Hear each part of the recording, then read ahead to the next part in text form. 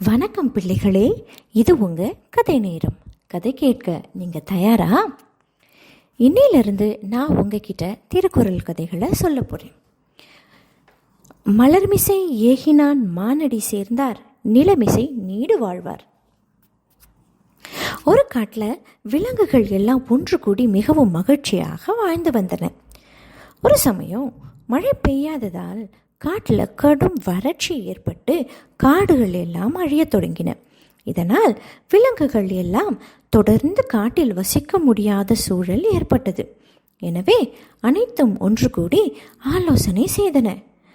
மழை பொழிய ஏதாவது செய்தாக வேண்டும், இல்லைன்னா நாம் அனைவரும் தொடர்ந்து காட்டில் வசிக்க முடியாது என்று பேசிக்கொண்டன.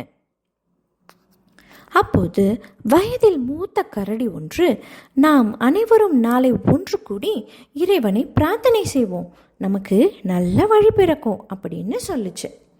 கரடியின் யோசனையை ஏற்றுக்கொண்ட விலங்குகள் அதற்கு சம்மதம் தெரிவித்தன. அடுத்த நாள் அதே போல விலங்குகள் எல்லாம் பிரார்த்தனைக்காக ஒன்று கூடின. எல்லா விலங்குகளும் மனதில் நம்பிக்கை இல்லாமல் வர ஒரு சின்ன முயல் மட்டும் கூட எடுத்து வந்திருந்தது.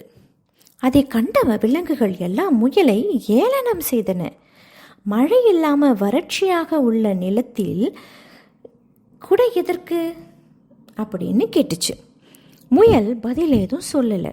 பிரார்த்தனை தொடங்கி எல்லாரும் கடவுளை வேண்ட சிறிது நேரத்தில் கனமழை பொழிய தொடங்கியது. முயல் குடைப்பிடித்து நனையாமல் நிற்க மற்ற விலங்குகள் எல்லாம் நல்ல மழையில் நனைந்தன.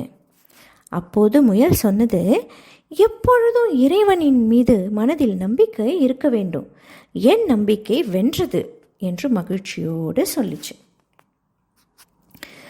இதைத்தான் திருவள்ளுவர் மலர்மிசை ஏகினான் மானடி சேர்ந்தார், நிலமிசை நீடு வாழ்வார் அப்படின்னு சொல்லியிருக்காரு.